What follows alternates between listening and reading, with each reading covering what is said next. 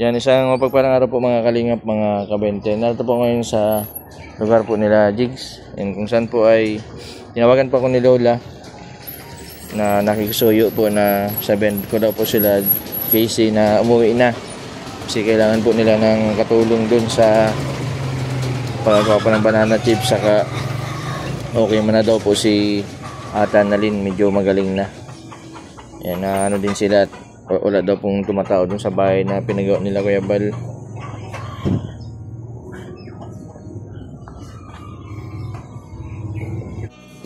Grabe, walang tao dito. Saan daw sila Casey?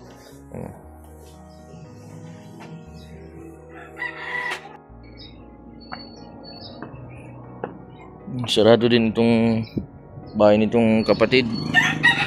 Nasaan daw sila Casey tas Jigs?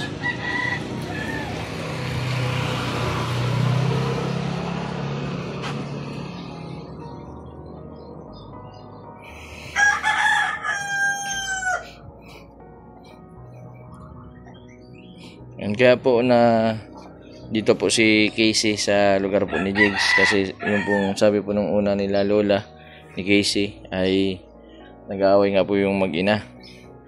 Yan, hanggang daw po na hindi pa gumagaling si Ate Annalyn, dito muna si Casey. Kaya nga po na kagabi po ay tinawagan po ako ni Lola ni Casey. Sabihan ko daw si Casey na umuwi na. Okay na daw si Ate Annalyn. At wala daw po mag-asikaso dun sa bahay. Kasi dinadamo na daw yung bahay nila bahay na pinagawa nila Kuya Bal. Mahirap talaga yung mga nagkakaroon ng sakit. Buti na lang po at gumaling na si Casey sa tulong din po ni Jigs. Sana ay tuloy po silang gumaling para po sa kahit pa paano po hindi na sila maghirap, hindi na mahirapan yung mga nag-aalaga. Ay dami ng bunga ng avocado. Tiga avocado po ngayon. Ang daming bunga. Yan, 80 pesos lang po ang kilo dito sa diet ng avocado. Casey at Jigs ay nawawala. Kung po sila mahanap, wala po sa baba ng bahay nila. Yan po mga kalingap, mga kabente, wala po si Jigs sa bahay po nila. Yan, kanina pa po kami dito. Isang oras na po kami dito ay wala. Siguro po ay may pinuntahan. Yan, sa mga susunod po, mabalik po ako dito kila Casey at Jigs. Yan, sasabihan ko po sila na umuwi na kila Lola. Yan, iwasan po sana natin yung mag-isip po tayo ng masama. Sana pagdasal po natin yung kagalingan po nila Casey at Jigs. Buti nga po ngayon di na po masyadong natutulala si Casey. Yan, kahit pa paano po ay naliliwang.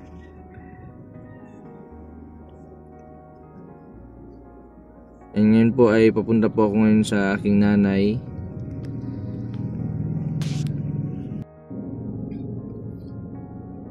Yung nakaraan po ay nagpunta sila sa Bagasbas gamit yung karetela, kalesa. And kasama po sila Jigs. And kasama din po yung anak po ni Jessa, yung apo ni Jigs.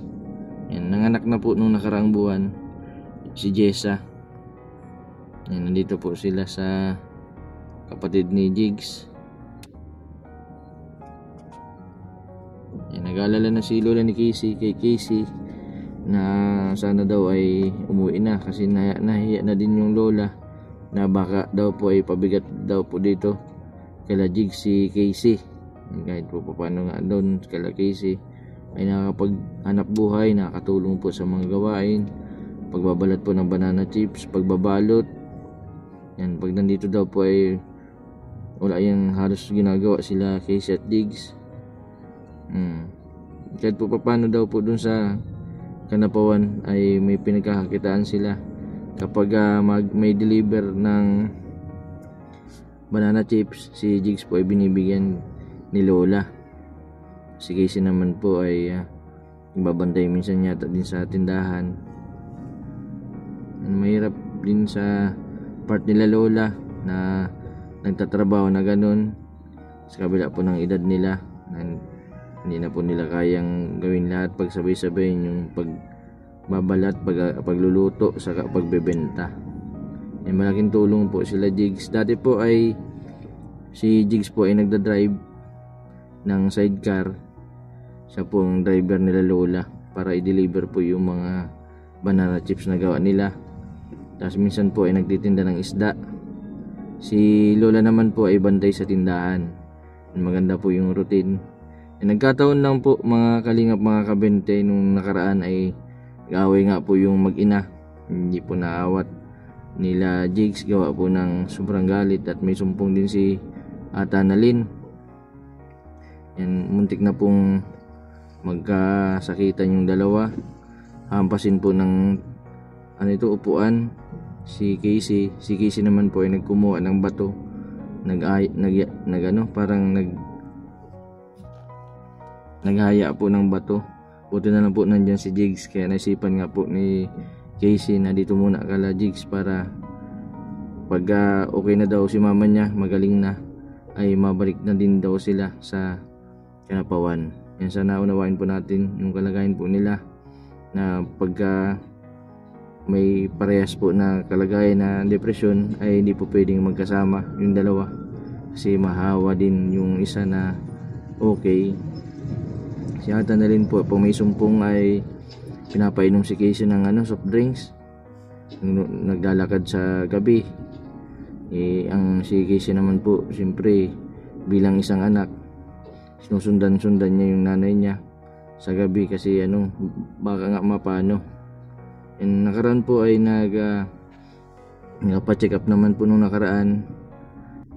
Lang po ng pa-inject si Lola. Doon na lang po nagpa-inject sa barangay Kanapawan. Kaya po ngayon po ay pangalawang buwan na nag-i-inject si Ate Annalyn. Sana tuloy-tuloy yung paggaling ni Ate Annalyn para kahit po paano ay hindi na sila magka-initan ni Casey. Yan po mga kalingap, mga kabente, hindi ko po nabutan sa kanila si Casey at Jigs. Siguro po ay sinama naman nung nanay ni Jigs yung dalawa. Lagi po yung sinasama para po malibang-libang.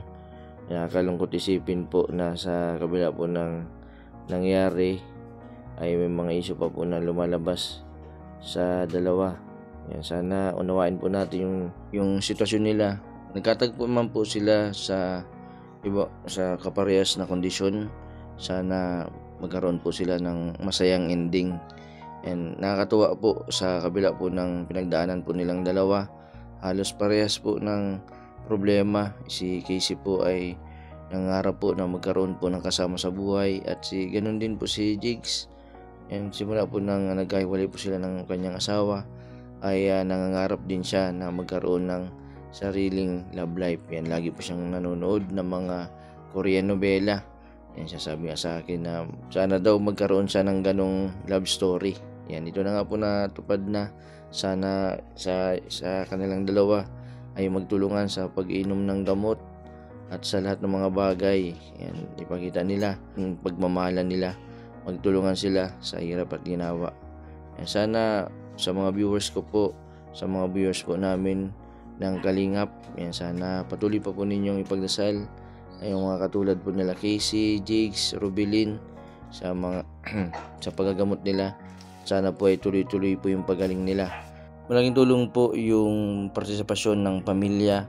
Kailangan po sa mga ganito pong may mga sakit na depression, kailangan po ng pangunawa, pagmamahal. Sana po ay ituring po natin na walang sakit yung may mga ganito para po maramdaman nila yung kahalagahan din po nila. Iwasan din natin na makasalita ng masama, na nakakasakit. Kahit po may mga diferensya po sila po ay nakakaramdam. Sana po ay unawain na lang po natin sila at tulungan po natin sila na maging maayos po yung buhay po nila. Nandito po nga tayo para gumabay, tumulong sa kanila. Maraming salamat po sa patuloy po ninyong suporta sa aking YouTube channel. Sa mga hindi po nag-i-skip ng ads, maraming salamat po. Sa mga hindi pa po nakapag-subscribe, pa-subscribe po. Mr. Bendibe Vlog, maraming salamat. God bless po sa inyong lahat.